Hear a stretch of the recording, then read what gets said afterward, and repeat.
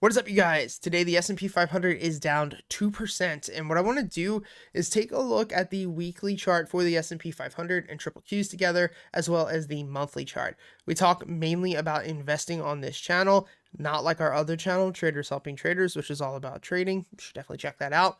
But I still believe that at the end of the day, if you're a long-term investor, that you should know how to read a weekly and a monthly chart. It's not like we're watching 1 minute price action or 1 hour price action on whatever stock we're invested in, but you should still have a good understanding of what these major time frames, how to read them and what they do, because at the end of the day, big money uses these, and it's just a smart idea to understand these indicators, in my personal opinion. It's helped me drastically with my long-term investing over the past 8 years. It's really been phenomenal.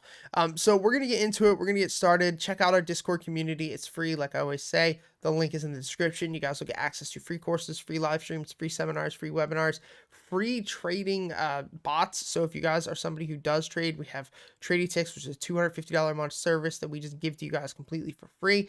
And most importantly, if you're somebody who is struggling with technical analysis or you really want to master it, we have a free course which will be in the description of this video, or once you're within our Discord, you just go to the courses and seminars tab and it will be right there. And that is our technical analysis course. So this will teach you everything that I have learned within the past 8 years trading. You'll learn how to read candlesticks, support and resistances, trend ranges, all the softwares and programs I use, every indicator under the sun, and then most importantly, putting it all together and learning how to trade. So let's get into it. And as always, guys, comment down below any type of content you want me to look over or any tickers you want me to look over. Really means the world to me. And at the end of the day, my job is to service you guys and give you the content that you want. So looking at the S&P 500, this is really the past 4 years for the S&P 500. Looking at January of 2018 and December of 2019, you can see this is where we were trading. And we did have a pretty significant pullback, if you guys do remember, at the end of 2018. Right in September of 2018, SPY was trading at 293. We had a significant pullback of 20%, which was a 3-month fade. Bounced off this 200-day SMA, which, if you guys know, the 200-day SMA is a very strong support and resistance level. And after we bounced there, we had a very sizable run, which was a 40% return within 1 year and 2 months. Then the old Roni, which everybody knows, caused the market to pull back significantly, 36%, with one of probably the craziest rebounds in market history, followed by a 5-month run of a 60% return. So you can see, obviously, volatility has just been huge.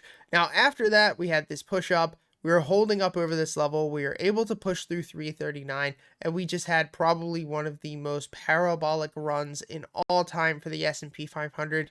1 year and 9 months, up 120%, which is just crazy. And you could say, yeah, well, the market did fall, so it's whatever. Even if you didn't count the Rona, you didn't count anything, the market was still up 41% in a year, which is just nuts.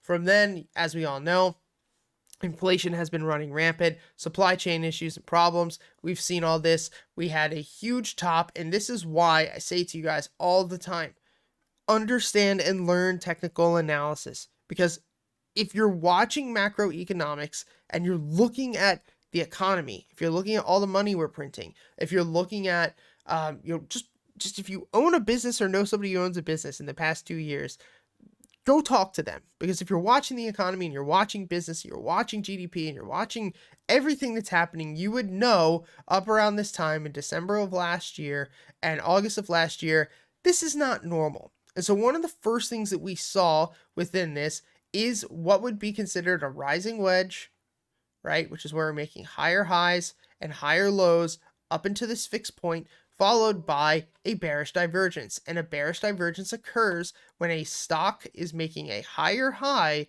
but the RSI is making lower highs. This is never a good sign.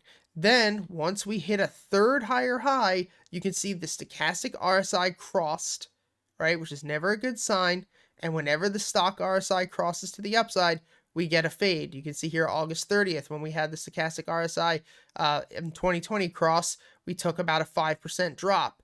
Then as well, once we had a stochastic RSI cross, until it crossed again, we had a 12% fade. So before we crossed on the bottom, we had a 12% fade within 3 months, okay? So then again, which we're going to talk about here, August 15th of this year, we had a stochastic weekly RSI cross, which ended up being an 18% fade on the S&P 500. But just going back to watching how this whole thing played out, we know fundamentally that market's not good, but then we have this stochastic RSI cross, and then we also have what would be considered a head and shoulders pattern. So a shoulder, a head, a shoulder, a neckline, and then a massive fade. And now one thing that you can see here is that we have this very strong resistance line that's moving its way down. And every single time it looks like we're going to push through this level, we end up rejecting every single time. Now, is that going to happen forever? No, of course it's not. At some point, we'll reverse and go back up to all-time highs, or the world is over. But one thing that you will notice here is that every time we try to push through, we reject. And there's even times on these long wicks where short term we trap a bunch of people and it looks like we're going to completely recover, and it just never does.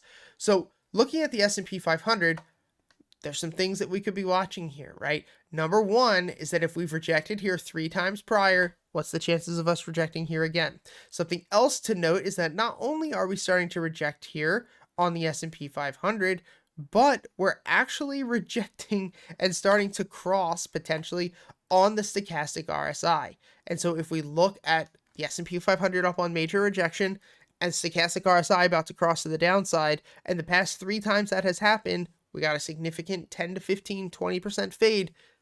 I'm assuming that's probably going to happen again.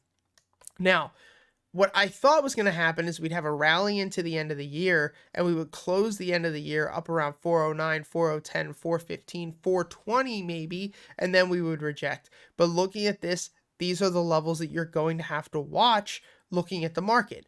A support of 390. If we snap 390, we are most certainly going to take a drop down to 363, 361, and 360. There's just an 8% drop that's going to be baked into this. And honestly, that's what it's looking like as of right now, because it looks like the stock is going to cross the stochastic RSI and we're rejecting. So if I would assume, I think we're going to test one more low. It's either going to be within the next 3 months, or we'll get a micro rally going into the end of the year, followed by a pretty bad Q1, Q2 of next year. And then I think that will be the bottom down at 357 range or 350. So look at the S&P 500. That's what I'm watching. Now, triple Qs, same situation, descending wedge. And same thing though, every time we get this stochastic RSI cross on the weekly, we take a fade. Every time. And every time we get these crosses to the downside, we take a rally. We're going to be watching on the triple Qs 278/280. If we snap 280, we are definitely testing 253 and moving our way down to 240. If not, and we push over 289, we can get a run up to 320, just like SPY up to 420, and then I think we'll get slapped down from there. I hope this video helps, guys. If you like these, please comment. Please let me know. As always, guys, thanks for all the support, and I hope you have a great day. Peace.